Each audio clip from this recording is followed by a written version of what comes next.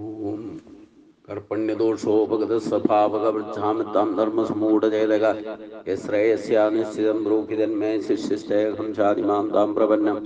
ഓം നമോ ഭഗവതേ വാസുദേവായ. നമോ ഭഗവതേ വാസുദേവായ. ഓം ശ്രീകൃഷ്ണായ പരബ്രഹ്മണേ നമഃ. എല്ലാവർക്കും നമസ്കാരം. ഗീതയിലെ 13-ാം അധ്യായം ക്ഷേത്രജ്ഞ വിഭാഗയോഗത്തില് 12-ാമത്തെ ശ്ലോകം തൊട്ട് ശ്രദ്ധിക്കുക. ജ്ഞേയം എത്തത് പ്രവക്ഷ്യാമി യജ്ഞാത്വാ മൃതസ്മൃതേ അനാദി മത്പരം ബ്രഹ്മ നാ സത് അന്നാസദുച്യതേ. അറിയപ്പെടേണ്ടത് ഏതാണോ, യാതൊന്നിനെ അറിഞ്ഞാൽ മോക്ഷത്തെ പ്രാപിക്കാൻ കഴിയുമോ, അതിനെ ഞാൻ പറഞ്ഞു തരാം. അത് അനാദിയായ പരബ്രഹ്മമാകുന്നു. അത് സത്തെന്നോ അസത്തെന്നോ ഇല്ലെങ്കിൽ ഉള്ളതെന്നോ ഇല്ലാത്തതെന്നോ പറയപ്പെടാവുന്നതല്ല. ഇന്ദ്രിയഗോചരമല്ലാത്തതിനാൽ സത്തെന്ന് പറയാനും ആവില്ല. ജാഗ്രത് സ്വപ്ന സുഷുപ്തികൾക്ക് അതീതമായി തുര്യാവസ്ഥയിൽ അതിൻ്റെ അനുഭവം ഉണ്ടാകുന്നതിനാൽ അസത്തെന്നും പറയാവുന്നതല്ല. അപ്പോ യഥാർത്ഥത്തിൽ അറിയപ്പെടേണ്ടത് ഏതാണോ, യാതൊന്നിനെ അറിഞ്ഞാൽ മോക്ഷത്തെ പ്രാപിക്കാൻ കഴിയുമോ, അതിനെ ഞാൻ പറഞ്ഞു തരാം. അത് അനാദിയായ പരബ്രഹ്മമാകും. അതായത് ഇപ്പോൾ 11 ശ്ലോകത്തിലൂടെ ശരീരം എന്താണെന്ന് പറഞ്ഞു. ആ ശരീരത്തെ പറ്റി അറിയുകയും അതിൻ്റെ ശക്തികളെയും ആർജിക്കലാണ് ആദ്യത്തെ അറിവും. അതിന് വിപരീതമായിട്ടുള്ളതെല്ലാം അവിദ്യയാണെന്നും ഭഗവാൻ പറഞ്ഞു. അപ്പൊ നമുക്ക് വ്യക്തിപരമായിട്ട് കിട്ടിയിട്ടുള്ള മഹാഭാഗ്യമായ ഈ ദിവ്യ ശരീരം, മനുഷ്യ ശരീരം, ഒരു പ്രകൃതിയുടെ തന്നെ താതാത്മികമായ ഒരു സങ്കേതം തന്നെയാണ്. പ്രപഞ്ചവും പ്രവർത്തിക്കുന്നത് ഈ 24 ഘടകങ്ങളെ കൊണ്ടാണ്. അപ്പം അതിൻ്റെ പ്രതീകാത്മകമായിട്ട്, അതാണ് വിശ്വരൂപത്തിൽ ഭഗവാന്റെ ശരീരത്തിൽ എല്ലാം കാണിച്ചു തന്നത്. അതായത് ഒരു മനുഷ്യ ശരീരത്തിൽ തന്നെ വിശ്വരൂപത്തിലുള്ളതായ വിശ്വാധാരമായിട്ടിരിക്കുന്ന എല്ലാ പ്രാപഞ്ചിക ശക്തികളും ഒറ്റ മനുഷ്യ ശരീരത്തിൽ തന്നെ ഉണ്ട്. ഈ പ്രപഞ്ചത്തിന്റെ സകല അംശവും, ആദ്യം തന്നെ പഞ്ചഭൂതങ്ങളെ സൃഷ്ടിച്ച അതിന്റെ 50% ശക്തിയും അതിന്റെ ദ്രവ്യങ്ങളും എല്ലാം തന്നെ ഒന്നിച്ച് ചേർന്നിരുന്നതിനെ പകുതി ആക്കിയിട്ടാണ് ഈ ശരീരങ്ങളെ സൃഷ്ടിച്ചതെന്ന് പറഞ്ഞു. അപ്പൊ പ്രപഞ്ചത്തിന്റെ തന്നെ എന്തൊക്കെ ഘടകങ്ങൾ പ്രകൃതിയിലുണ്ടോ അതിന്റെ എല്ലാം തത്തുല്യമായ ഘടകങ്ങൾ ഓരോ ശരീരത്തിലും ഉണ്ടെന്ന് ആത്യന്തികമായിട്ട് മനസ്സിലാക്കണം. ആ ഘടകങ്ങളെ പറ്റി അറിയുകയും അതിൻ്റെ പ്രഭാവത്തെ അറിയുകയും അതിൻ്റെ ശക്തി എന്താണെന്ന് അറിയലുമാണ് ആദ്യത്തെ അറിവ് എന്ന് കഴിഞ്ഞ ശ്ലോകത്തിൽ 11-ാമത്തെ ശ്ലോകത്തിൽ ഭഗവാൻ പറഞ്ഞു. അതിന് വിപരീതമായിട്ട് എന്തൊക്കെ നമ്മൾ പഠിക്കുന്നുണ്ടോ, എന്തൊക്കെ അറിവ് നേടാൻ ശ്രമിക്കുന്നുണ്ടോ, അത് ഭൗതികമായിക്കോട്ടെ ആത്മീയമായിക്കോട്ടെ വേദവൈദിക കർമ്മങ്ങളിലായിക്കോട്ടെ, ആദ്യം ശരീരത്തെ പറ്റി പഠിക്കാത്തിടത്തോളം കാലം ഈ വേദവൈദികമായിക്കോട്ടെ ഇല്ലെ ഭൗതിക ജ്ഞാനമായിക്കോട്ടെ അതൊന്നും അറിയേണ്ട വിധത്തിൽ അറിയപ്പെടാൻ ഇടവരില്ല. അത് അറിയപ്പെടാതെ ഇല്ലെങ്കിൽ അത് മനസ്സിലാക്കാതെ എന്തൊക്കെ നേടിയാലും, എന്തൊക്കെ സ്ഥാനമാനങ്ങൾ നേടിയാലും 11 ഇന്ദ്രിയങ്ങളെ കൊണ്ട് എന്ത് സാധിക്കും മനുഷ്യനെ കൊണ്ട്? ഇതൊന്നും ആധ്യാത്മികമായിട്ട് എല്ലാവരും ഭൗതികവാദികളോ ഇല്ലെങ്കിൽ ആധ്യാത്മികയിൽ പ്രവർത്തിക്കുന്നവർ പോലും ഇതിന് രണ്ടായിട്ട് കാണുന്നേ. ആത്മീയത വേറെ ഇല്ല, ആധ്യാത്മികത വേറെ ഇല്ലെങ്കിൽ ഭൗതികത വേറെ എന്ന് വാദിക്കുക. രണ്ടും ഒരിക്കലും യോജിക്കില്ല എന്ന് പറയുന്നവരാണ് അധികം. ഇത്ര പാണ്ഡിത്യമുള്ളവരും പഠിച്ചവരും ശാസ്ത്രം പറയുന്നതും ഒക്കെ സയൻസ് മാത്രമാണ് ശ്രേഷ്ഠ, ഇല്ലേ പ്രത്യക്ഷത്തിൽ കാണുന്നത് മാത്രമാണ് ശ്രേഷ്ഠ, അതിനപ്പുറത്തേക്ക് ഒന്നുമില്ല എന്ന് ചിന്തിക്കുന്നവരാണ്. അപ്പോൾ യഥാർത്ഥത്തിൽ അവരും അറിയപ്പെടേണ്ടത് എന്താണെന്ന് അറിയാത്തവരാണെന്നർത്ഥം. അതാണ് ഭഗവാൻ പറയുന്ന കാര്യം. അറിയപ്പെടേണ്ടത് ഏതാണോ, യഥാർത്ഥത്തിൽ അറിയപ്പെടേണ്ടത് ഏതാണോ അതറിയാതിരുന്നാൽ അത് വിപരീത ജ്ഞാനമാണ്. അത് ഏറ്റവും വിപരീതം എന്ന് പറഞ്ഞാൽ നമ്മളെല്ലാം ഒന്നാണെന്നുള്ള ഭാവത്തിൽ നിന്ന് രണ്ടായിട്ട് കാണുന്നത് ഏറ്റവും വലിയ അവിദ്യ. അത് പിന്നെ ഇങ്ങനെ രണ്ടായിട്ട് കാണാതിരിക്കുക? ഞാൻ നീയും എൻ്റെയും നിന്റെയും എല്ലാത്തിനും 2 ഭാവം ഉണ്ട് താൻ, അല്ലേ? അത് സത്യമല്ല എന്ന് മനസ്സിലാക്കണം. അതാണ് സത്യമായിട്ടുള്ളത് ഒന്ന് മാത്രമേ ഉള്ളൂ. അതുകൊണ്ടാണ് ഭാഗവതത്തിൽ തന്നെ നാരദര് തത്വോപദേശം നടത്തുന്ന സമയത്ത് പറയുന്നത് അദ്വൈതത്തെ തന്നെ അതായത് മഹാഭാരതത്തിന്റെ ഭാഗം എടുത്തു പറയുന്നുണ്ട്.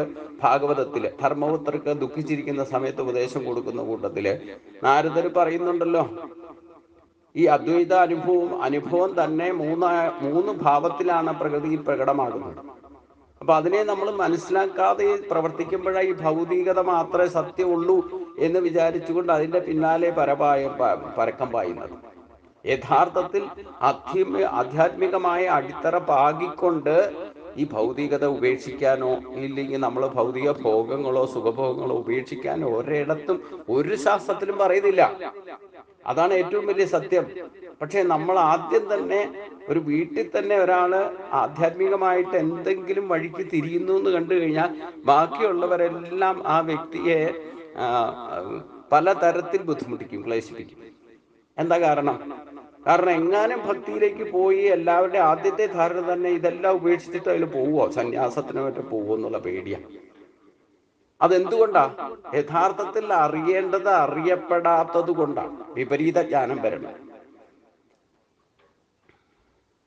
യഥാർത്ഥത്തിൽ അറിയേണ്ടത് അറിഞ്ഞ പോലെ അറിഞ്ഞു കഴിഞ്ഞാൽ ഒരിക്കലും നിഷേധിക്കുന്ന പ്രശ്നമില്ല, അപമാനിക്കുന്ന പ്രശ്നമില്ല, ആ വ്യക്തിയെ ക്ലേശപ്പെടുത്തുന്ന പ്രശ്നമില്ല. അതുകൊണ്ടാണ് ഒരു കുടുംബത്തിൽ തന്നെ എല്ലാവരും ഭക്തി ഈശ്വരനെ പറ്റി മനസ്സിലാക്കണം എന്ന് പറയുന്നത്. ഇല്ലെങ്കിൽ അവിടെ പ്രശ്നമാവും.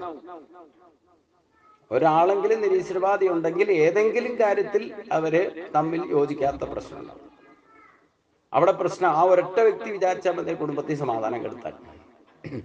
അപ്പൊ അസുരീഭാവം അറിഞ്ഞുകൊണ്ട് ജീവിച്ചാൽ അവിടെ കുടുംബ സംരക്ഷണവും ജീവസംരക്ഷണവും സമൂഹ സംരക്ഷണവും സാധ്യമാണ്. മനുഷ്യൻ എന്തുകൊണ്ടാണ് ഇത് മനസ്സിലാക്കാത്തതെന്നാണ് ഞാൻ പലപ്പോഴും ചിന്തിക്കാറുള്ളത്. അപ്പൊ ഇതൊന്നും ഉപേക്ഷിക്കലല്ല, രണ്ടും ഒന്നിന്റെ തന്നെ ഒരു നാണയത്തിന്റെ രണ്ട് ഭാഗമാണ്.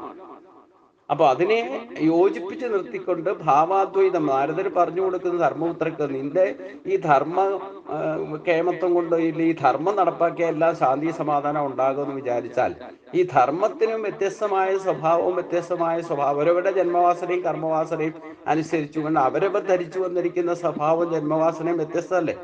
അപ്പൊ ഞാൻ ധർമ്മം എന്ന് വിചാരിക്കുന്ന ഒരു സംഗതി മറ്റൊരാൾക്ക് ധർമ്മം ആയിക്കൊള്ളുന്നില്ല. അവരവരുടെ ജന്മവാസനയും അവരുടെ വാസനാബലത്താൽ വന്നിരിക്കുന്ന സ്വഭാവം അനുസരിച്ചുകൊണ്ട് ആ ധർമ്മം എന്തെന്ന് വെച്ച് കഴിഞ്ഞാൽ അവരവർക്ക് ശരിയെന്ന് തോന്നുന്നത് അവരെ സംബന്ധിച്ചിടത്തോളം ധർമ്മമാണ്. അവിടെയാണ് പ്രശ്നം. അപ്പൊ ധർമ്മം നടപ്പാക്കുന്നു എന്ന് വിചാരിച്ചുകൊണ്ട് നീ ധർമ്മരാജാവാണെന്ന് പറഞ്ഞുകൊണ്ടിരുന്നാലൊന്നും യഥാർത്ഥത്തിൽ നീ ബോധവാനാകില്ല, നിനക്ക് ഈ സമാധാനം കിട്ടാൻ പോകുന്നില്ല. അതുകൊണ്ട് ഭാവത്തിൽ അദ്വൈത ഭാവം വേണം, ക്രിയയിൽ അദ്വൈത ഭാവം വേണം, അതായത് കർമ്മത്തിൽ അദ്വൈത ഭാവം വേണം. പിന്നെയോ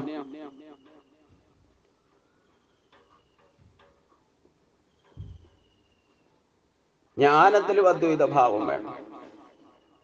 അപ്പം ഭാവാദ്വൈതം, ക്രിയാദ്വൈതം, ജ്ഞാനാദ്വൈതം എല്ലാത്തിലും ആ അദ്വൈത ഭാവം നമ്മുടെ ചിന്തയിലും വാക്കിലും പ്രവൃത്തിയിലും കൊണ്ടുവരണം എന്ന് അത് അറിയണമെങ്കിൽ അത് അറിഞ്ഞുകൊണ്ട് ഇപ്പൊ ശരീരത്തെ പറ്റി ശരീരത്തിൽ ഇത്ര ശക്തി ഉണ്ടെന്നുള്ള കാര്യം പോലും നമുക്ക് അവ്യക്തമാണ്. കാരണം ഈശ്വരനെ പറ്റിയുള്ള ബോധം അവ്യക്തമാണെങ്കിൽ ഈശ്വരീയ ശക്തി കൊണ്ട് സൃഷ്ടിക്കപ്പെട്ടിട്ടുള്ള വസ്തുക്കളെല്ലാം നമുക്ക് കാണാൻ സാധിക്കും, അനുഭവിക്കാൻ സാധിക്കും. പക്ഷെ അതിലുള്ള അവ്യക്ത സ്വരൂപമായിരിക്കുന്ന ആ ശക്തിയാണ് യഥാർത്ഥത്തിൽ അദ്വൈത ഭാവം.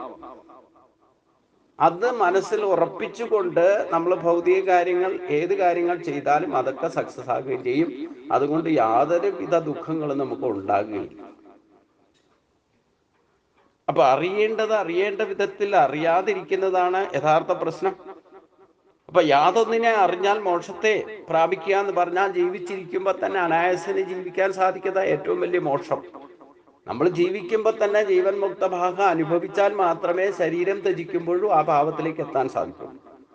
നമ്മൾ ശാന്തി സമാധാനത്തോടെ കിടന്ന് ഉറങ്ങിയാലല്ലേ രാവിലെ എഴുന്നേൽക്കുമ്പോഴും ശാന്തി സമാധാനവും നമുക്ക് ഫീൽ ചെയ്യും. ഇല്ലെങ്കിൽ എന്തെങ്കിലും ദുഃഖഭാരം കൊണ്ടാണ് കിടക്കുന്നതെങ്കിൽ അറിയാതെയാണെങ്കിലും ഉറങ്ങിപ്പോയാൽ ഉറക്കം വരികയില്ല, എന്തെങ്കിലും ദുഃഖവും ഭാരവും ചിന്തയുണ്ടെങ്കിൽ ഇനി ഉറങ്ങിപ്പോയാലും എഴുന്നേറ്റ് വരുമ്പോൾ അതേ ചിന്തയോട് ആയിരിക്കും വരുന്നത്. അപ്പോൾ ഉറങ്ങാൻ പോകുന്ന ഘട്ടം ഏതവസ്ഥയാണോ അതുവരെ ഒരു ദിവസം മുഴുവൻ നമ്മുടെ മനസ്സിലൂടെ എത്രയൊക്കെ വ്യാകുലതയോ ഒരു സന്തോഷമോ നിലനിന്നിട്ടുണ്ടോ അതേ ഭാവം വഹിച്ചുകൊണ്ടായിരിക്കും നമ്മൾ ഉറങ്ങാൻ പോകുന്നത്. എഴുന്നേറ്റ് വരുമ്പോഴും അതേ ഭാവത്തിലായിരിക്കും തിരിച്ചു വരുന്നത്. അപ്പൊ അതുകൊണ്ട് ഇത് ഇന്ദ്രിയ ഗോചരമല്ലാത്തതിനാൽ സത്തെന്ന് പറയാൻ, അതില്ല എന്ന് പറയാൻ പറ്റില്ല.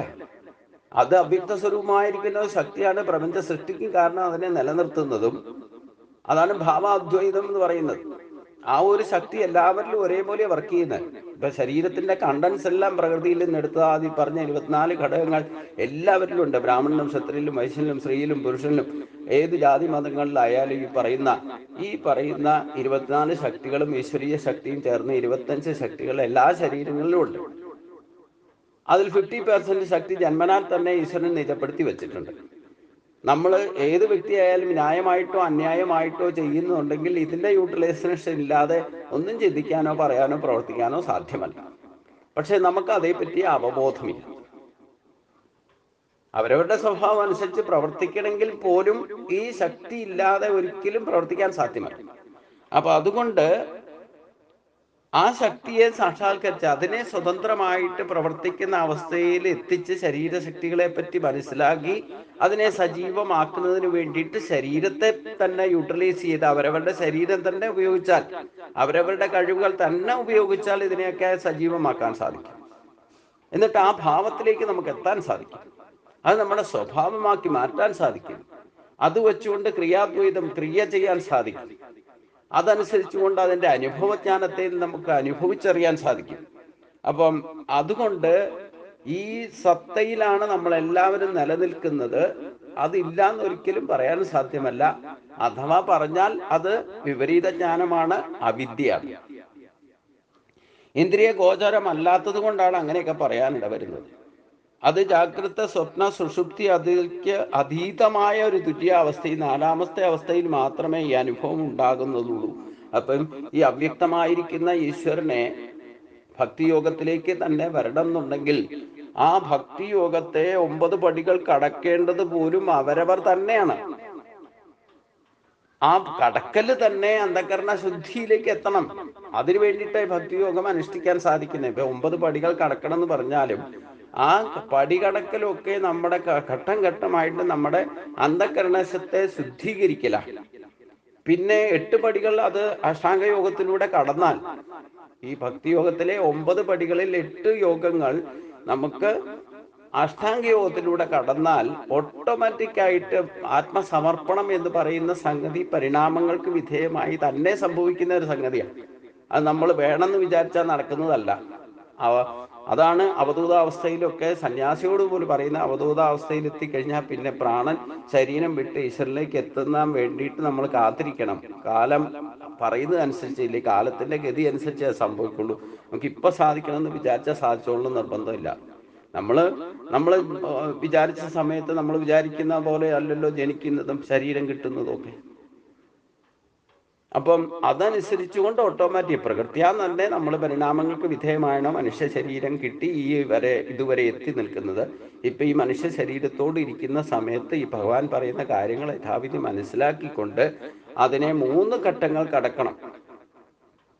ആ 3 ഘട്ടങ്ങൾ കടന്നു കഴിയുമ്പോൾ ഓട്ടോമാറ്റിക്കായിട്ട് 3 ഘട്ടങ്ങൾ കടക്കണമെങ്കിൽ 8 അഷ്ടാംഗയോഗത്തിലൂടെ നിത്യനൈമിത്യ കർമ്മത്തിലൂടെ ഈ ശുദ്ധീകരണം, അന്ധകരണ ശുദ്ധീകരണം നടത്തിയാൽ മാത്രമേ ആത്മനിവേദനം ഇല്ലേ ആത്മസമർപ്പണത്തിലേക്ക് നമുക്ക് ഓട്ടോമാറ്റിക് എത്താൻ സാധിക്കൂ. അപ്പൊ ജീവിച്ചിരിക്കുമ്പോൾ തന്നെ ഈ അവസ്ഥയിൽ അനുഭവത്തിൽ എത്തിക്കുക എന്ന് പറയുന്നത് ഇത് 4ാമത്തെ അവസ്ഥയിൽ. ഇപ്പം ജാഗ്രത, സ്വപ്നം, സുഷുപ്തി എന്ന് പറയുന്ന 3 അവസ്ഥകൾക്ക് അതീതമായിട്ട് 4ാമത്തെ ഒരു അവസ്ഥയുണ്ട്. അതാണ് തുര്യാവസ്ഥ എന്ന് പറയുന്നത്. അപ്പൊ ഈശ്വരശക്തി നമ്മുടെ ശരീരത്തിൽ തന്നെയുള്ള ആ ജീവാത്മ സ്വരൂപത്തിന്റെ യഥാർത്ഥ അനുഭവം നമുക്ക് ലഭിക്കണമെങ്കിൽ ശരീരത്തിലുള്ള ബാക്കി ശക്തികളൊക്കെ ശുദ്ധീകരിക്കപ്പെട്ട് കർമ്മത്തിലൂടെ അന്ധകരണ ശുദ്ധി വന്നു കഴിയുമ്പം ഈ ആത്മസ്വരൂപം 4ാമത്തെ അവസ്ഥയിൽ സ്വയം പ്രകാശിക്കും. ആ പ്രകാശിക്കുമ്പോഴാണ് അതിൽ നമ്മുടെ ചിന്തയിലും ഭാവത്തിലും ക്രിയയിലും എല്ലാ കാര്യത്തിലും അത് ഇടപെടാൻ തുടങ്ങും. സ്വതന്ത്രമായിട്ട് ആ ചിന്തയിലായിരിക്കും, ആ വാക്കിലായിരിക്കും, അതനുസരിച്ചുകൊണ്ടായിരിക്കും നമ്മൾ പ്രവർത്തിക്കുക. അതാണ് 4ാമത്തെ അവസ്ഥയിൽ അനുഭവത്തിലെത്തുന്നത്. ഇത് അനുഭവത്തിലെത്താത്തിടത്തോളം കാലം നിങ്ങൾ യഥാർത്ഥ ഈശ്വര വിശ്വാസിയോ ഇല്ലെങ്കിൽ യഥാർത്ഥ ഭക്തിയോഗ സിദ്ധി നേടിയ ആളും ആകുന്ന പ്രശ്നമില്ല. ഇല്ലെങ്കിൽ അന്ധമായിട്ട് അന്ധവിശ്വാസികളായിരിക്കും. അപ്പം അതുകൊണ്ട് ആ അറിയപ്പെടേണ്ടത് എന്താണോ യഥാർത്ഥത്തിൽ അറിഞ്ഞുകൊണ്ട് ഉപാസിച്ചാൽ ഈ 3 ഘട്ടങ്ങൾ ജാഗ്രത്തിലും സ്വപ്നത്തിലും സുഷുപ്തിയിലും ഈശ്വരനെ നമ്മൾ കാണാൻ തുടങ്ങുന്ന അർത്ഥം. ഈശ്വരനെ അനുഭവിക്കാൻ തുടങ്ങും. അത് 4ാമത്തെ അവസ്ഥയിൽ ഉണർന്നു വന്നാലും അത് സമ്പന്നമായിട്ട് നമ്മുടെ ചിന്തയിലും വാക്കിലും പ്രവൃത്തിയിലും ഒക്കെ അനുഭവത്തിൽ വരും. അത് വ്യക്തമല്ലാത്തത് കൊണ്ട്, ഇന്ദ്രിയങ്ങളെ കൊണ്ട് ഗോചരമല്ലാത്തത് കൊണ്ട് അവനവന് മാത്രം മനസ്സിലാകുന്ന കാര്യമാണ്. ഇത് മറ്റൊരാളെ മനസ്സിലാക്കി കൊടുക്കാനൊന്നും ശ്രമിച്ചാൽ നടക്കുന്ന കാര്യമല്ല. അത് വേണമെന്നുള്ളവർ ഈ അന്ധകരണ ശുദ്ധി നടത്തി 4ാമത്തെ അവസ്ഥയിൽ അവർക്കും അനുഭവമുണ്ട്. അപ്പൊ ഈ ഒരു പ്രോസസ്സ് ഈ മനുഷ്യ ശരീരം കിട്ടിയിട്ടുള്ളവർ, ഇപ്പൊ ജീവിച്ചിരിക്കുന്നവർ ആർക്ക് വേണമെങ്കിലും തൻ്റെ ഈ നിത്യനൈമിത്യ കർമ്മത്തിലൂടെ യോഗസാധനയിലൂടെ ശരീരത്തുള്ള ശക്തികളെ ഉണർത്തി അന്ധകരണ ശുദ്ധി നേടിക്കഴിഞ്ഞാൽ ആർക്ക് വേണമെങ്കിലും ഇത് അനുഭവത്തിലെത്തിക്കും. അവിടെ ബ്രാഹ്മണനെന്നോ ചണ്ടാളനെന്നോ ഒന്നും യാതൊരു ബഹുഭേദവും ഇല്ല. ശങ്കരാചാര്യർ ശ്രേഷ്ഠമായിട്ട് പറഞ്ഞിട്ട് ഈ തത്വം ഈ ഒരു അവസ്ഥയിലേക്ക് ആരെത്തുന്നു, അവൻ ആരായിരുന്നാലും അവൻ ഗുരുതുല്യനായിട്ട് മാറും. അതാണ് അതിൻ്റെ ശ്രേഷ്ഠത. പിന്നെ മറ്റുള്ളവർ കൂടി മാർഗദർശിയായിട്ട് അവൻ മാറും. അനുഭവത്തിലെത്തിയാൽ പിന്നെ ഓട്ടോമാറ്റിക്കായിട്ട് അവിടെ ചിന്തയിലും വാക്കിലും പ്രവൃത്തിയിലും ഒക്കെ ബാക്കിയുള്ളവർക്ക് കൂടി മാർഗദർശനമായിട്ട് മാറുന്ന അവസ്ഥയിലേക്ക് അവൻ സ്വയമേവ എത്തും. ആരും എത്തിക്കൊന്നും വേണ്ട. കാരണം ഈ കോമൺ ആയിട്ട് നമുക്ക് കിട്ടിയിരിക്കുന്ന ശരീരത്തിന്റെ കണ്ടൻസ് ഒക്കെ ഈശ്വര ശക്തി കൊണ്ട് തന്നെ നമുക്ക് കിട്ടിയിട്ടുള്ളതാണ്. ഗുരുവായൂരപ്പന്റെ അപരാശക്തി കൊണ്ട് നിർമ്മിച്ചിരിക്കുന്ന ശരീരമാണ് നമ്മുടെ കയ്യിലുള്ളത്. അത് വെച്ചുകൊണ്ട് അതിൻ്റെ ശക്തികളെ, അതിൻ്റെ ശ്രേഷ്ഠതയെ യഥാവിധി ഗതിവിധികൾ മനസ്സിലാക്കിക്കൊണ്ട് അതിനെ യഥാവിധി ഉയർത്തിക്കൊണ്ടുവന്നാൽ ഈ പറയുന്ന 5 ശ്ലോകത്തിലൂടെ പറഞ്ഞ കാര്യങ്ങളൊക്കെ അവൻ്റെ സ്വഭാവത്തിൽ അനുഭവത്തിലെത്തും. ഈ കഴിഞ്ഞ 5, 11ാമത്തെ 7ാമത്തെ ശ്ലോകം തൊട്ട് 11ാമത്തെ ശ്ലോകം വരെ പറഞ്ഞ കാര്യങ്ങൾ അവരുടെ സ്വഭാവത്തിൽ തന്നെ തുര്യാവസ്ഥയിൽ സ്വയം ജ്ഞാനമായിട്ട് അനുഭവിച്ചറിയുന്ന വിജ്ഞാനമായിട്ട്, അനുഭവജ്ഞാനമായിട്ട് മാറും. കാരണം ഒരു അവസ്ഥയിലേക്ക് എത്തുമ്പോഴേ ഇനി പറയുന്ന കാര്യങ്ങൾ പോലും നമുക്ക് യഥാർത്ഥത്തിൽ മനസ്സിലാക്കാൻ പറ്റുള്ളൂ എന്നർത്ഥം. അതുകൊണ്ട് ഭഗവാൻ പറയുന്നു, സർവത പാണിപാദന്ത സർവതോക്ഷി ശിരോമുഖം സർവത സതിമല്ലോക സർവമാവർത്തി തിഷ്ഠതി. എല്ലായിടത്തും കൈകാലുകളും കണ്ണും തലയും മുഖവും ചെവിയുമുള്ളത് അത് ബ്രഹ്മം എന്ന പേരിൽ ലോകത്തിൽ സകലത്തിനെയും ആവരണം ചെയ്ത് വ്യാപിച്ച് സ്ഥിതി ചെയ്യുന്നു. അതായത് തുര്യാവസ്ഥയെ മനസ്സിലാക്കാൻ പറ്റുന്ന ജീവാത്മാഭാവം ഞാൻ ഉണ്ട് എന്ന് തോന്നിക്കുന്ന നമുക്കുള്ള ബോധം, ആ ബോധം തന്നെയാണ് യഥാർത്ഥത്തിൽ ബ്രഹ്മം. ആ ബോധം, ആ ബ്രഹ്മം ലോകത്തിൽ സകലത്തിനെയും ആവരണം ചെയ്ത് വ്യാപിച്ച് സ്ഥിതി ചെയ്യുന്നു. എന്നിൽ മാത്രമല്ല, ഈ പ്രപഞ്ചത്തിലെ സകല അണുവിലും അത് തന്നെയാണ് ആവരണം ചെയ്ത് അതിനെയൊക്കെ കാത്തു സംരക്ഷിക്കുന്നത്. അപ്പം അതിന് എല്ലായിടത്തും കൈകാലുകളുണ്ട്, കണ്ണുണ്ട്, തലയുണ്ട്, മുഖമുണ്ട്, ചെവിയുണ്ട്. പക്ഷെ നമുക്ക് ഇന്ദ്രിയങ്ങളെ കൊണ്ട് ഗോചരമല്ലാതാണ്. ഏറ്റവും വലിയ CC ക്യാമറയായിട്ട് വർക്ക് ചെയ്യുന്നു എന്നർത്ഥം. നമ്മുടെ ശരീരത്തിൽ എല്ലായിടത്തും അണുവിലും ശരീരത്തിലുള്ള ഘടകങ്ങളിൽ പോലും അത് ആവരണം ചെയ്ത് നിൽക്കുന്നു. അതിനെയൊക്കെ പ്രവർത്തിപ്പിക്കുന്നു. അതാണ് അത് പഞ്ചേന്ദ്രിയങ്ങളായിക്കോട്ടെ, പഞ്ചകർമ്മേന്ദ്രിയങ്ങളായിക്കോട്ടെ, 24 ഘടകങ്ങൾ ഒന്നൊന്നായിട്ട് ഭഗവാൻ പറഞ്ഞു. അതിനെയൊക്കെ ആവരണം ചെയ്ത് നിൽക്കുന്നതും നമുക്ക് ചുറ്റും പ്രപഞ്ചത്തിലെ ഓരോ അണുവിലും ആവരണം ചെയ്ത് നിൽക്കുന്നതും ഈ ബോധം തന്നെയാണ്, ഈ ബ്രഹ്മം തന്നെയാണ്. അതുകൊണ്ട് സകലത്തിനെയും ആവരണം ചെയ്ത് വ്യാപിച്ച് സ്ഥിതി ചെയ്യുന്ന ആ ശക്തിയുടെ വ്യാപ്യത, ഇല്ലെങ്കിൽ വ്യാപരിക്കാനുള്ള ശക്തി എന്ന് പറയുന്നത് ആശ്ചര്യകരം തന്നെയാണ്. അത് നമ്മൾ അനുഭവത്തിലൂടെ, നമ്മളെ ശരീരത്തിലൂടെ ആദ്യം മനസ്സിലാക്കുക. അപ്പോഴേ നമുക്ക് പുറത്തുള്ളതിനെ അതേ ഭാവത്തിൽ കാണാൻ സാധിക്കും. അതാണ് ഭാവാദ്വയം. നമ്മുടെ ഭാവം എന്താണോ ആ ഭാവത്തിലായിരിക്കും നമ്മുടെ വീക്ഷണം, കാഴ്ചപ്പാടുകളും, ഇല്ലെങ്കിൽ നമ്മുടെ കേൾവികളും, നമ്മുടെ സ്വഭാവവും, മറ്റുള്ളവരെ പറ്റി മറ്റുള്ളതിനെ പറ്റി മനസ്സിലാക്കുന്നതൊക്കെ നമ്മുടെ കാഴ്ചപ്പാട് അനുസരിച്ച് കൊണ്ടായിരിക്കും അർത്ഥം. അപ്പൊ നമ്മുടെ ഭാവത്തിൽ അദ്വൈത അനുഭൂതി ഉണ്ടാകണം. ഒന്ന് തന്നെയാണ് എല്ലാത്തിലും ആവരണം ചെയ്ത് സ്ഥിതി ചെയ്യുന്നത് എന്ന് ഒരു ഉറച്ച അനുഭവം നമുക്കുണ്ടാകണം. സർവേന്ദ്രിയ ഗുണാഭാസം സർവേന്ദ്രിയ വിവർജിതം അസക്തം സർവേഭ്യ ചൈവ നിർഗുണം ഗുണഭോക്തജ. അതായത് ആ പരബ്രഹ്മം എല്ലാ ഇന്ദ്രിയങ്ങളുടെയും ഗുണങ്ങളെ പ്രകാശിപ്പിക്കുന്നതും എന്നാൽ ഇന്ദ്രിയങ്ങൾ ഒന്നുമില്ലാത്തതും ഒന്നിനോടും ചേരാതെ നിൽക്കുന്നതും എല്ലാറ്റിനും ആധാരമായിട്ടുള്ളതും സത്വാദി ഗുണങ്ങൾ ഇല്ലാത്തതും എന്നാൽ ആ ഗുണങ്ങളെ അനുഭവിപ്പിക്കുന്നതുമാണ്. സർവേന്ദ്രിയങ്ങൾ എന്ന് പറഞ്ഞാൽ ജ്ഞാനേന്ദ്രിയങ്ങളും കർമ്മേന്ദ്രിയങ്ങളും മനസ്സും ബുദ്ധിയും എല്ലാം ഉൾപ്പെടും. ഗുണങ്ങളുടെ ഭോക്താവ് ജീവഭാവത്തിലിരിക്കുന്ന പരമാത്മാവ് തന്നെ. എന്നാൽ സ്വതേ പരമാത്മാവ് നിർഗുണനാണ് തന്നെ. അതായത് നമ്മുടെ ശരീരത്തിൽ തന്നെ എല്ലാ ഇന്ദ്രിയങ്ങളും, അതായത് ജ്ഞാനേന്ദ്രിയങ്ങളും കർമ്മേന്ദ്രിയങ്ങളും മനസ്സും ബുദ്ധിയും എല്ലാം ഉൾപ്പെടും. അപ്പൊ അതിനെയൊക്കെ പ്രവർത്തിപ്പിക്കുന്ന, ആ ഗുണങ്ങളെ പ്രകാശിപ്പിക്കുന്ന അതിൻ്റെതായ, അത് ശരീരത്തിലുള്ള എല്ലാ ഘടകങ്ങളുടെയും ഗുണങ്ങളും ദോഷങ്ങളും ഉണ്ടെന്ന് പറഞ്ഞു. അപ്പൊ ആ ഗുണങ്ങളെയും ദോഷങ്ങളെയും ഉപരിയായിട്ട് ഗുണങ്ങളെ എപ്പോൾ പ്രകാശിപ്പിക്കാൻ തുടങ്ങുന്നോ അവിടെ നിങ്ങൾക്ക് ബ്രഹ്മാനുഭവം ഉണ്ടാവും. എപ്പോഴാണോ ദോഷങ്ങൾ, കാരണം നമ്മൾ എന്ത് പ്രാർത്ഥിച്ചാലും, ഇപ്പം ഏത് ഭാവത്തിലും നിങ്ങൾക്ക് ഇഷ്ടമുള്ള യോ യാം തനു ഭക്തക എന്ന് പറഞ്ഞു. അപ്പൊ ഈശ്വരനെ ഏത് രൂപത്തിൽ ഏത് ഭാവത്തിലും വിവിധ രൂപങ്ങളിലൊക്കെ ഈശ്വര സങ്കല്പത്തിൽ നിന്നാണ് അവരവരുടെ 33 കോടി മനുഷ്യർക്ക് 33 കോടി ഇഷ്ടാനിഷ്ടങ്ങളാണ്. അപ്പൊ അവരുടെ അനുസരിച്ച്, അവരുടെ ഇഷ്ടങ്ങൾ അനുസരിച്ചുകൊണ്ട് ഇഷ്ടദേവതയെ ഉപാസിക്കാം. ഇനി ഇഷ്ടദേവതയെ ഉപാസിച്ചാൽ തന്നെ നിങ്ങൾ ആത്മാർത്ഥമായിട്ടുള്ള ഭക്തിയോഗത്തിലെത്തി ആവശ്യമുള്ളത് എന്ത് തന്നെ പ്രാർത്ഥിച്ചാലും അതൊക്കെ നൽകും, അനുഗ്രഹിക്കും പോവാൻ. പക്ഷെ എന്ത് കിട്ടിയാലും അതിലും ആ കിട്ടുന്ന വസ്തുവിൽ ഗുണവും ദോഷവും ചേർന്നായിരിക്കാം. കാരണം പ്രപഞ്ച സൃഷ്ടിയിൽ തന്നെ അവിദ്യാദി ദോഷങ്ങളും വിദ്യയും ഒന്നിച്ചാ സൃഷ്ടിക്കപ്പെട്ടിരിക്കുന്നത്.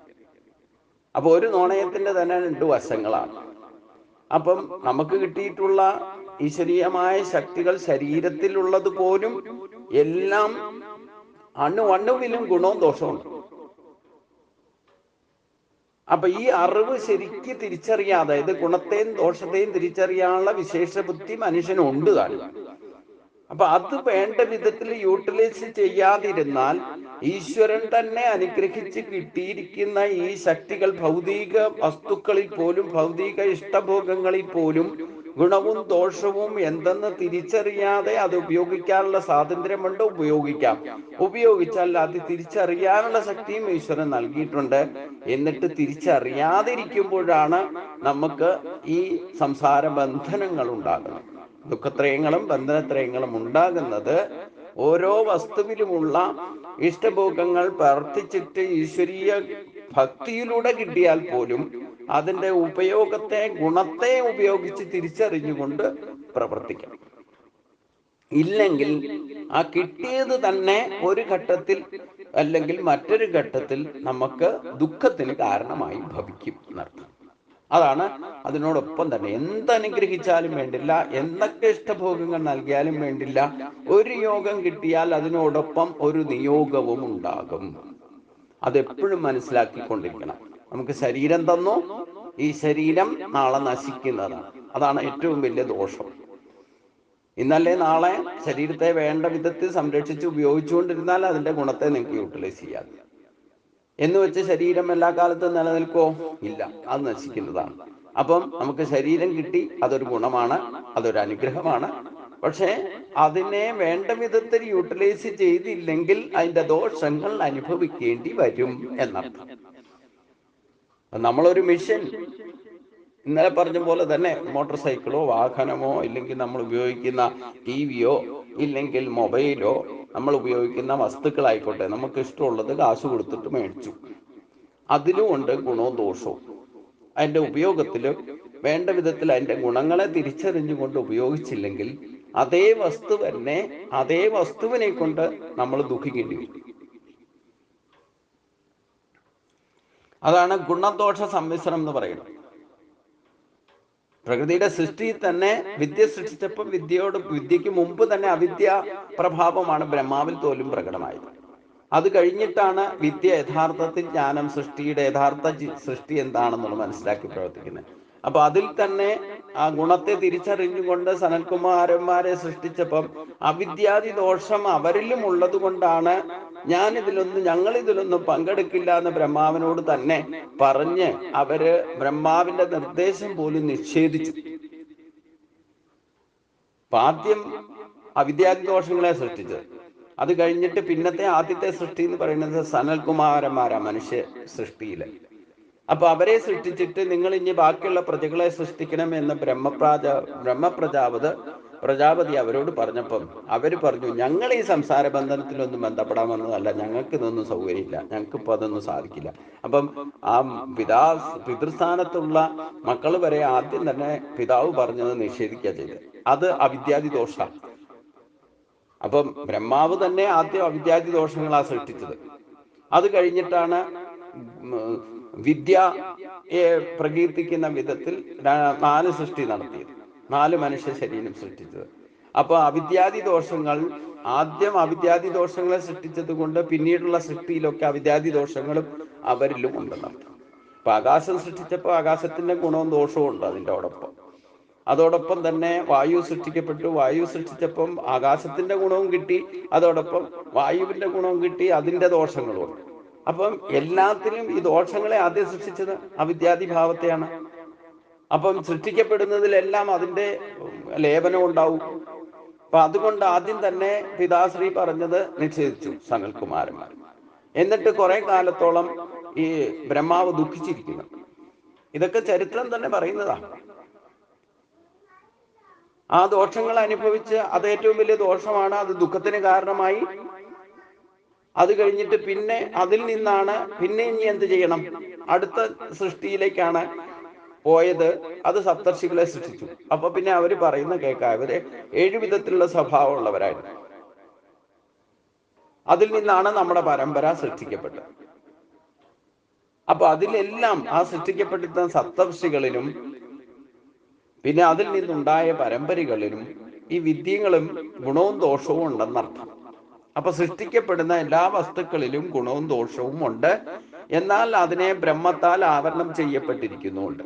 ഏറ്റവും വലിയ ശക്തി എന്ന് പറഞ്ഞാൽ ഈ ഗുണം ദോഷം 2 ഭാവമാണെങ്കിൽ അതിന് ഗുണദോഷവും ബാധിക്കാത്തതായിരിക്കുന്ന ഒരു ശക്തിയാണ് ബ്രഹ്മം എന്ന് പറയുന്നത്. അപ്പൊ അതെല്ലാത്തിലും ആവരണം ചെയ്ത് തന്നെയാണ് ഇരിക്കുന്നത്. അപ്പൊ ഗുണദോഷങ്ങളെ പ്രകാശിപ്പിക്കുന്നതും എന്നാൽ ഇന്ദ്രിയങ്ങളൊന്നും ഇല്ലാത്തതും ഒന്നിനോടും ചേരാതെ നിൽക്കുന്നതും എല്ലാറ്റിനോടും ആധാരഭൂതവും സത്വാദി ഗുണങ്ങളും ഇല്ലാത്തതും എന്നാൽ ആ ഗുണങ്ങളെ അനുഭവിക്കാൻ ഇടവരുത്തുന്നതും ആകുന്ന മായാശക്തിയോട് കൂടിയിരിക്കുന്നതാണ് ബ്രഹ്മം. ഇതാണ് ഏറ്റവും വലിയ അറിവ്. ഇപ്പൊ നമ്മുടെ ചിന്തയിലായിക്കോട്ടെ, വാക്കിലായിക്കോട്ടെ, പ്രവൃത്തിയിലായിക്കോട്ടെ, അതിൽ പോലും ഗുണവും ദോഷവും ഉണ്ട്. ഈ ഗുണത്തെയും ദോഷത്തെയും പ്രകടമാക്കാതെ ഇരിക്കുന്ന, ഇല്ലെങ്കിൽ അതിൻ്റെ ശക്തിക്ക് അതീതമായിട്ട് നിൽക്കുന്ന ഒരു ശക്തിയാണ് നമ്മുടെ ജീവശക്തി, പരമാത്മാ ശക്തി. അത് തന്നെ ഞാൻ ഉണ്ട് എന്ന് പറയുന്ന ബോധം, സത്യബോധമാണ്. നമ്മുടെ ജീവനോടെ ശരീരം ഇരിക്കുമ്പോൾ ഞാനില്ല എന്നാരും പറയില്ലല്ലോ. ആരില്ല എന്ന് പറഞ്ഞാൽ തന്നെ ആരും വിശ്വസിക്കൂല. അതിൽ ആ ബോധമാണ് യഥാർത്ഥത്തിൽ ബ്രഹ്മം.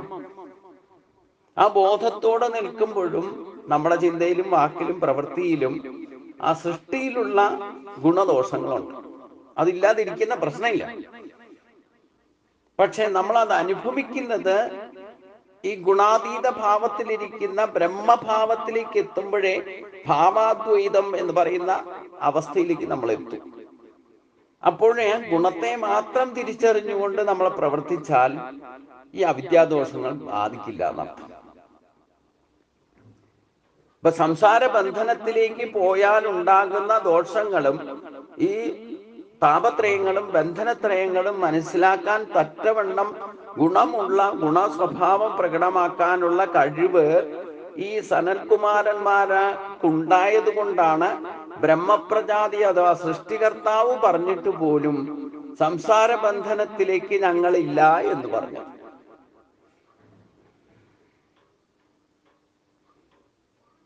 കാരണം എന്താ? ഈ പരമ്പരയിലേക്ക്, ഈ പരമ്പര സൃഷ്ടിയിലേക്ക് പോയി കഴിഞ്ഞാൽ സംസാര ബന്ധനത്തിൽ പെടുന്ന അവർക്ക് നന്നായിട്ട് അറിയാം. അപ്പൊ അതിന്റെ ഗുണവും ദോഷവും മനസ്സിലാക്കിയവരായിരുന്നു സനൽകുമാരന്മാർ. അതുകൊണ്ടാണ് അവര് അവിദ്യാദി ദോഷങ്ങളുടെ പ്രഭാവമാകുന്നത് സ്വഭാവത്താൽ തന്നെ അതിനെ വേണ്ട സമയത്ത് വേണ്ടതുപോലെ ഉപയോഗിച്ചു. ഞാൻ ചെയ്യില്ല, ഞങ്ങൾക്ക് അതല്ല ഉദ്ദേശ ലക്ഷ്യം. ബ്രഹ്മപ്രജാപതി പറഞ്ഞിട്ട് പോലും നിങ്ങൾ പരമ്പരയെ സൃഷ്ടിക്കണം എന്ന് പറഞ്ഞപ്പോഴും ഇത് അവിദ്യാദി ദോഷങ്ങളിൽ പെട്ടതാണ്, അതുകൊണ്ട് ഇത് ഞങ്ങൾ തയ്യാറല്ല. അങ്ങ് പറഞ്ഞതാണെങ്കിൽ പോലും ഞങ്ങൾ ഇത് ചെയ്യാൻ തയ്യാറല്ല എന്ന് നിശ്ചയിച്ചു. അപ്പൊ നമ്മളുടെ ആരെങ്കിലും ശരീരം വെച്ചുകൊണ്ട് തന്നെ നമ്മൾ ഈ ഗുണദോഷങ്ങൾ തിരിച്ചറിഞ്ഞു കഴിഞ്ഞാൽ മറ്റാരെങ്കിലും കണ്ടിട്ടോ കേട്ടിട്ടോ എന്തെങ്കിലും നിർദ്ദേശങ്ങളോ എന്തെങ്കിലും കർമ്മമാർഗത്തിലേക്ക് നമ്മളെ നിയോഗിച്ചാൽ അതിന്റെ ദോഷം മനസ്സിലാക്കിയിട്ടുണ്ടെങ്കിൽ അതിനെ നിഷേധിച്ചു കൊള്ളണം എന്നർത്ഥം. നമുക്കോ പരമ്പരയ്ക്കോ ഏതെങ്കിലും വിധത്തിൽ ആ ദോഷം ചെയ്യും, അതിന്റെ ഗുണദോഷങ്ങൾ തിരിച്ചറിയും. ഞാൻ പറഞ്ഞു, എല്ലാ ആക്ഷനും, ചിന്തയിലും വാക്കിലും പ്രവൃത്തിയിലും ഒക്കെ ഗുണദോഷങ്ങളുണ്ട്. അപ്പൊ നമ്മുടെ ഈ ബ്രഹ്മശക്തിയുടെ പ്രഭാവം, ജീവാത്മാവിന്റെ പ്രഭാവം യഥാർത്ഥത്തിൽ ആവരണം ചെയ്തിരിക്കുന്നു നമ്മുടെ ശരീരത്തിലെ എല്ലാ ശക്തികളിലും. അപ്പൊ എല്ലാ അണുവിലും ആവരണം ചെയ്തിരിക്കുന്നത് കൊണ്ട് ഗുണാതീത ഭാവത്തിൽ ഇരിക്കുന്നതായ ബ്രഹ്മത്തെ മനസ്സിലാക്കിയാൽ നമുക്ക് ഗുണത്തെ മാത്രം തിരിച്ചറിയാൻ സാധിക്കും. സനൽകുമാരന്മാര് തിരിച്ചറിഞ്ഞ പോലെ പിന്നെ ആരെന്ത് പറഞ്ഞാലും, നമ്മളെ സൃഷ്ടിച്ചവരായിക്കോട്ടെ, അത് അച്ഛനായിക്കോട്ടെ, അമ്മയായിക്കോട്ടെ, ഗുരുവായിക്കോട്ടെ, നമുക്ക് ഭാവിയിൽ ദോഷം ചെയ്യും എന്ന് മനസ്സിലാക്കാൻ സാധിക്കുന്ന ഗുണഭാവത്തെ നമുക്ക് തിരിച്ചറിയാൻ ആ ബ്രഹ്മശക്തി ഉണർന്ന് പ്രവർത്തിച്ചാൽ പിന്നെ ഈ പറയുന്നത് ആര് തന്നെയായിരുന്നാലും അതിനെ നിഷേധിക്കേണ്ടതാണെങ്കിൽ നിഷേധിക്കണം. അതായത് ഗുണദോഷങ്ങൾ തിരിച്ചറിഞ്ഞാൽ നമുക്കത് ദോഷം ചെയ്യുമെന്ന്, അത് ദോഷഭാവത്തെ തിരിച്ചറിഞ്ഞാൽ അത് ആര് പറഞ്ഞാലും വേണ്ടില്ല, അതിനെ നിഷേധിച്ചു കൊള്ളണം. ഇല്ലെങ്കിൽ സംഘദോഷത്തിനും സമ്പർക്കദോഷത്തിനും ഇടവരും. ബന്ധനത്രയങ്ങൾക്ക്, അതായത് സംസാര ബന്ധനത്തിന് കാരണമായി ഭവിക്കും. ഭഗവാൻ നമ്മളിൽ തന്നെ ഇരിക്കുന്നുണ്ട്. നമ്മുടെ ശരീരത്തിലുള്ള 24 ഘടകങ്ങളെയും ആവരണം ചെയ്തിരിക്കുന്നത് ആ ബ്രഹ്മശക്തിയാണ്. അതുകൊണ്ട് എന്നാ ബാക്കി എല്ലാ ഘടകങ്ങൾക്കും ഈ ബ്രഹ്മശക്തി ഒഴിച്ച്, അതായത് ജീവാത്മാഭാവത്തിന് ഒഴിച്ച് ബാക്കി എല്ലാ ഘടകങ്ങൾക്കും അവിദ്യാദി ദോഷങ്ങളുണ്ട്, ഗുണമുണ്ട്, ദോഷവുമുണ്ട്.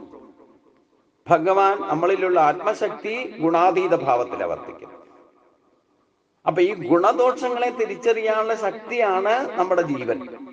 അപ്പൊ ആ ബോധത്തിൽ നിന്നുകൊണ്ട്, അതാണ് കർമ്മണോഖ്യപി ബോധവ്യം ബോധം, ക്രിയാഭാവത്തെ, ക്രിയാദ്വൈതത്തെ തിരിച്ചറിയാനുള്ള ശക്തിയാണ് 4-ാം അധ്യായത്തിലെ ഗീതയിൽ ഭഗവാൻ തന്നെ പറഞ്ഞത്.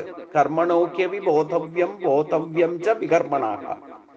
അതായത് എന്താണ് ഈ നിമിഷം നമ്മൾ ചെയ്യേണ്ടത് എന്നുള്ള ബോധമുണ്ടായിരിക്കണം. അതേ നിമിഷം എന്താണ് ചെയ്യാൻ പാടില്ലാത്തത് എന്നുള്ള ബോധമുണ്ടായിരിക്കണം. അത് തിരിച്ചറിയലാണ് ഗുണാതീത അവസ്ഥ. അപ്പൊ ചിന്തിക്കേണ്ടത് എന്താണെന്നുള്ള, ഈ നിമിഷം എന്താണ് ചിന്തിക്കേണ്ടതെന്നുള്ള ബോധമുണ്ടായിരിക്കണം. അതേ നിമിഷം തന്നെ എന്താണ് ചിന്തിക്കാൻ പാടില്ലാത്തത് എന്നുള്ള ബോധമുണ്ടായിരിക്കണം. ഇതേ നിമിഷം തന്നെ ഞാൻ എന്താണ് പറയേണ്ടത് എന്നുള്ള ബോധം എനിക്കുണ്ടായിരിക്കണം. എന്താണ് പറയാൻ പാടില്ലാത്തത് എന്ന ബോധമുണ്ടായിരിക്കണം. എന്താണ് ചെയ്യേണ്ടത് എന്നുള്ള ബോധമുണ്ടായിരിക്കണം. എന്താണ് ചെയ്യാൻ പാടില്ലാത്തത് എന്നുള്ള ബോധമുണ്ടായിരിക്കണം. അപ്പം ഇതാണ് ബ്രഹ്മാനുഭൂതി എന്ന് പറയുന്നത്. അപ്പം എന്നാൽ നമ്മുടെ ശരീരത്തിൽ, അതായത് എല്ലാ ഇന്ദ്രിയങ്ങളും ഒന്നുമില്ലാത്തതും എന്നാൽ എല്ലാ ഇന്ദ്രിയങ്ങളെയും പ്രവർത്തിപ്പിക്കുന്നതും അതിനെല്ലാം ആധാരഭൂതവും സ്വത്വാദി ഗുണങ്ങൾ ഇല്ലാത്തതും എന്നാൽ ആ 3 ഗുണങ്ങളെയും പ്രകടമാക്കുന്നതും അഥവാ അനുഭവിപ്പിക്കുന്നതും. ഇപ്പം നമ്മുടെ ശരീരത്തിലിരിക്കുന്ന ജീവൻ എന്ന് പറയുന്ന യഥാർത്ഥ ആത്മസ്വരൂപത്തിന് ഈ പറയുന്ന സത്വരജ തമോ ഗുണങ്ങളുടെ ഭാവത്തിൽ അല്ല അത് നിലനിൽക്കുന്നത്. അത് നമ്മളെ ആവരണം ചെയ്തിരിക്കുന്നത് ഗുണാതീത ഭാവത്തിലാണ്. പക്ഷേ അതേ ഗുണാതീത ഭാവം തന്നെയാണ് നമ്മുടെ ശരീരത്തിൽ, നമ്മുടെ സ്വഭാവത്തിൽ സത്വരജ തമോ ഗുണങ്ങളുടെ പ്രഭാവത്തെ പ്രകടമാക്കുന്നത്. നമ്മുടെ ശരീരം വെച്ചുകൊണ്ട് തന്നെ വേണം ഭഗവാൻ ഇനി പറയുന്ന, കാരണം ഇത് ശരീരശാസ്ത്രമാണ്. അതുകൊണ്ട് ഈ നമ്മുടെ പേഴ്സണലായിട്ട് കിട്ടിയിരിക്കുന്ന, വ്യക്തിപരമായിട്ട് കിട്ടിയിരിക്കുന്ന ഈ ശരീരത്തെ വെച്ചുകൊണ്ട് വേണം ഇത് പഠിക്കാൻ. ബാക്കി പുറത്തേക്ക് ഇപ്പൊ ചിന്തിക്കാൻ പോകരുത്. ഇപ്പൊ രണ്ടായിട്ട് കാണാൻ ഇടവരും. അതുകൊണ്ട് നമ്മുടെ ശരീരത്തിലുള്ള ശക്തികളെ ഉണർത്തിയാൽ മാത്രമേ നമുക്ക് പുറത്തേക്കുള്ളതൊക്കെ കാഴ്ചപ്പാട് തന്നെ ഒന്നായിട്ട് മാറിക്കോളും. അപ്പൊ ആദ്യം ശരീരം വെച്ചുകൊണ്ട് വേണം ഗീതാശാസ്ത്രം പഠിക്കാൻ എന്നർത്ഥം. നമ്മുടെ സ്വന്തമായിട്ട് കിട്ടിയിരിക്കുന്ന ഈ ശരീരം വെച്ചുകൊണ്ട് വേണം ഇത് പഠിക്കാൻ. അപ്പൊ നമ്മുടെ ശരീരത്തിലുള്ള ജീവാത്മാവ് അത് ബ്രഹ്മം തന്നെയാണ്. ജീവനുണ്ടല്ലോ, ഉണ്ടെന്നുള്ള ബോധമുണ്ടല്ലോ. ആ ബോധം ഇല്ലെങ്കിൽ നിങ്ങൾ ബോധമില്ലാത്തവരാ. ഞാനില്ല എന്ന് പറഞ്ഞുകൊണ്ട് നടന്നാൽ ശരിയാവില്ല. അപ്പൊ ഞാൻ ഉണ്ടെന്നുള്ള ബോധം ഉണ്ടെങ്കിൽ യഥാർത്ഥ ബോധമാണ്, ആ ബോധം തന്നെയാണ് ബ്രഹ്മം. ആ ബോധം എന്ന് പറയുന്ന ശക്തി നമ്മുടെ ശരീരം മുഴുവൻ വ്യാപിച്ചിരിക്കും.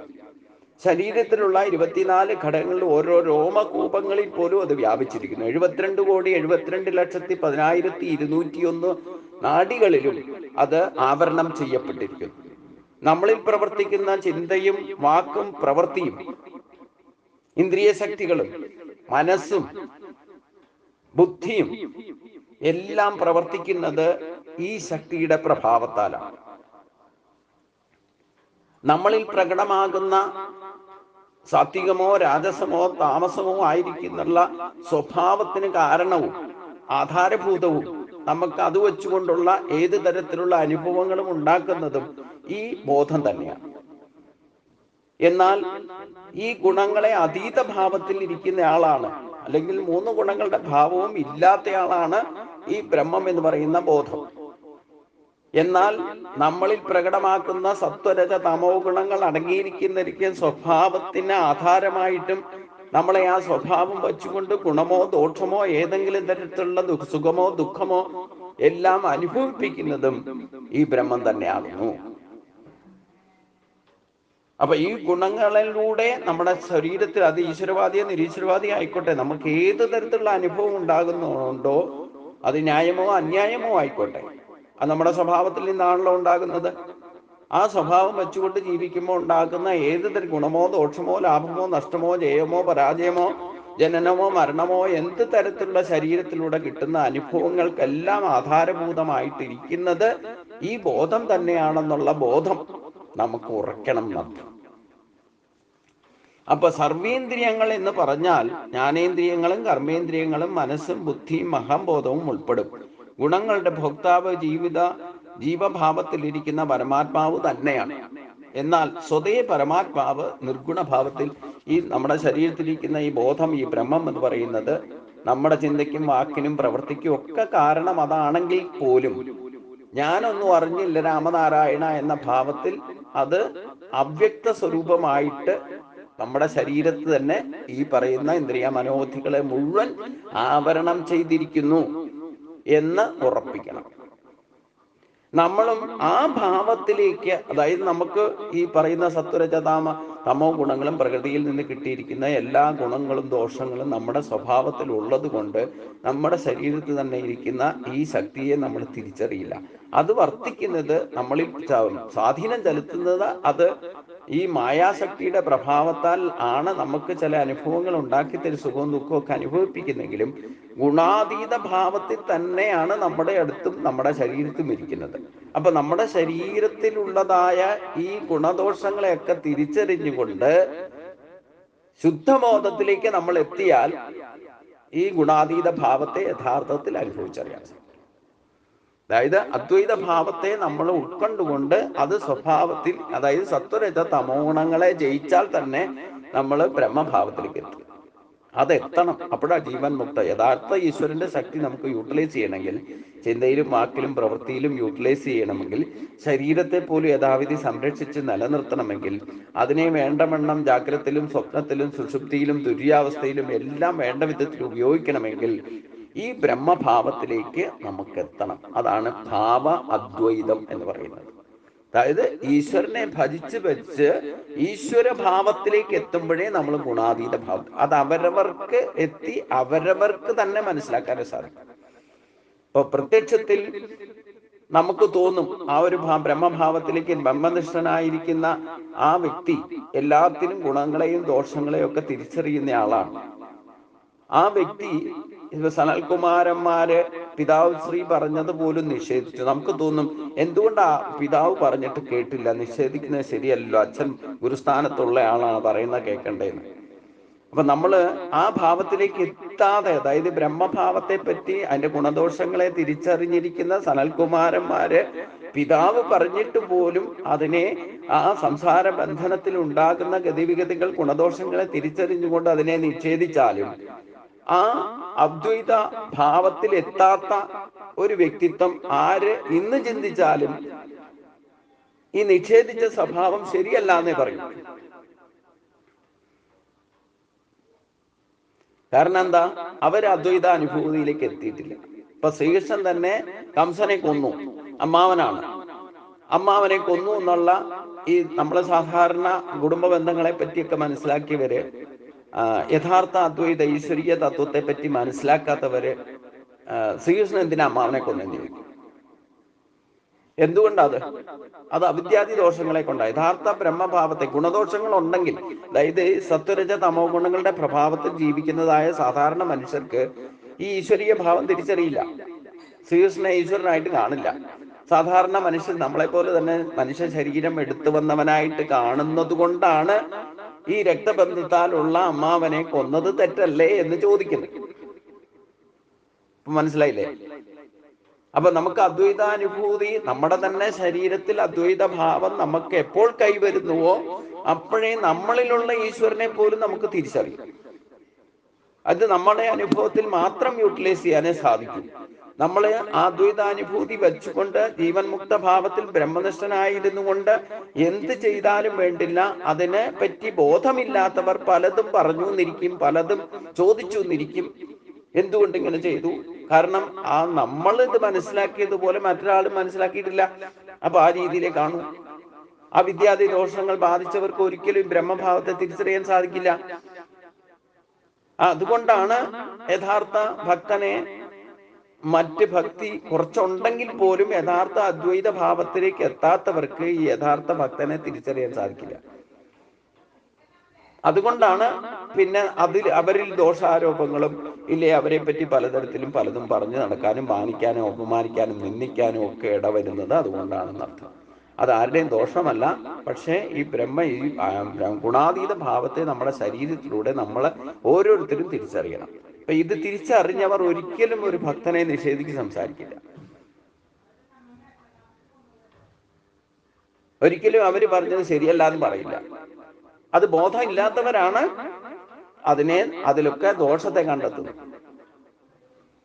അത് നമുക്ക് ഭക്തിഭാവത്തിൽ തന്നെ, ഈ ഭക്തിയിൽ സഞ്ചരിക്കുന്നവരെ തന്നെ ശ്രദ്ധിച്ചാൽ അറിയാം. അതായത് പ്രകടന ഭക്തി കൊണ്ടും പ്രത്യക്ഷ ഭക്തി കൊണ്ടും ശരീരം ഉപയോഗിച്ചുകൊണ്ട് ഭക്തിഭാവത്തെ പ്രകടമാക്കിയാലും യഥാർത്ഥ ആ അദ്വൈത അനുഭൂതി അനുഭവിച്ചറിയാത്തിടത്തോളം കാലം ഈ പറയുന്ന കാര്യങ്ങളിലൊക്കെ അവിദ്യാദി ദോഷങ്ങളുണ്ടെന്നർത്ഥം. ഇവൻ വേദവൈദിക കർമ്മങ്ങളിൽ പോലും, ക്ഷേത്രദർശനത്തിൽ പോലും, സത്സംഗത്തിൽ പോലും, ജപതപാദികളിൽ പോലും ഇതിലെല്ലാം ഗുണവും ദോഷവും ഉണ്ട്. അതിലെ ഗുണാതീത ഭാവത്തിലേക്ക് നമ്മൾക്ക് എത്തുമ്പോൾ, ഗുണത്തെയും ദോഷത്തെയും അതിജീവിക്കുന്ന ഭാവത്തിലേക്ക് എത്തുമ്പോൾ മാത്രമേ നമ്മൾ യഥാർത്ഥ ഭക്തി യോഗ സിദ്ധിയുള്ളവരാകൂ. അതുകൊണ്ട് അത് പ്രത്യേകം ശ്രദ്ധിക്കുക എന്നർത്ഥം. ബഹിരന്തസ്യ ഭൂതാനാം അചരം ചരമേവച സൂക്ഷ്മത്ത തത് വിജ്ഞേയം ദൂരസ്ഥം ചാന്തിക്കേച്ചത്. അപ്പൊ അതുകൊണ്ട് ഇത് മനസ്സിലാക്കിയവർക്ക് ഈശ്വരൻ എപ്പോഴും അടുത്തായിരിക്കും. ഇത് മനസ്സിലാക്കിയ അദ്വൈത അനുഭൂതിയിലേക്ക്, ആ ഭാവാദ്വൈതത്തിലേക്ക് എത്തിയവർക്ക് എപ്പോഴും തന്റെ ശരീരത്തിൽ തന്നെ ഗുരുവായൂരപ്പനെ കാണാൻ സാധിക്കും. ചിന്തയിലും വാക്കിലും പ്രവൃത്തിയിലും ഒക്കെ കാണാൻ സാധിക്കും, അനുഭവിക്കാൻ സാധിക്കും. അതില്ലാത്തവർക്ക് ഈശ്വരൻ പുറത്തായിട്ട് തോന്നും.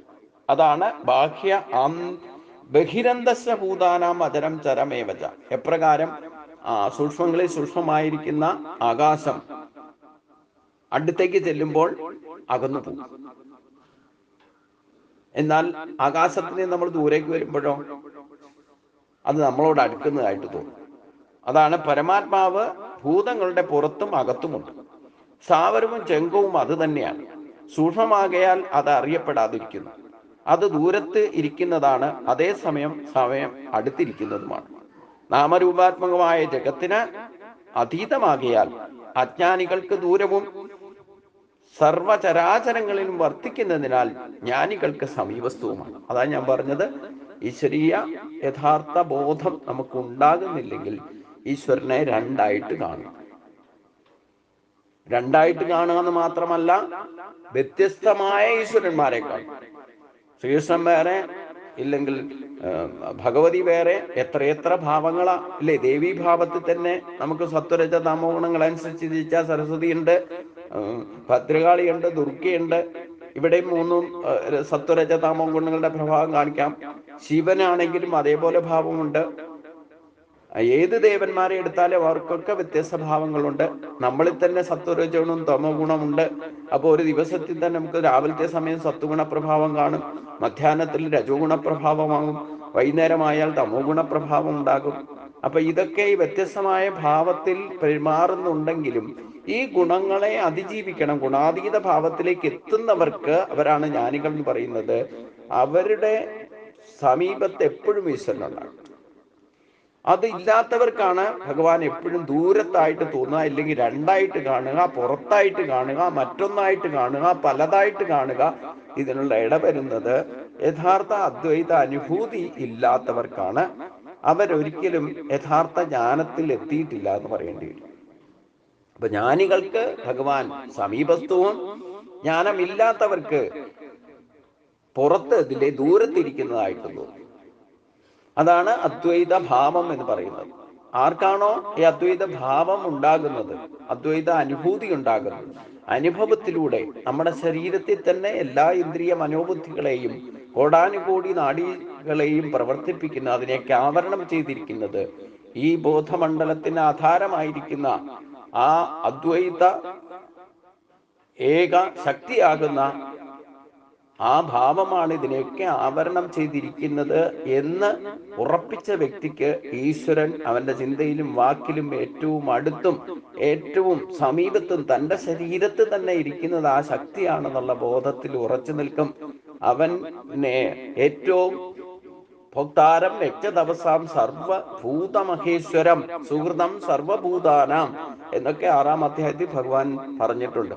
അതായത് ഭഗവാൻ ഭക്തനായിട്ടും ഭക്തൻ ഭഗവാനായിട്ടും ഒന്നായിട്ട് മാറുന്ന അവസ്ഥ, ഏറ്റവും സുഹൃത്തായിട്ട് പ്രവർത്തിക്കുന്നതും തന്നിൽ തന്നെ ചിന്തയ്ക്കും വാക്കിനും പ്രവൃത്തികൾക്കും ആധാരമായിരിക്കുന്നതും ഈ ശക്തിയാണെന്നുള്ള ബോധം അവനിൽ ഉറയ്ക്കും.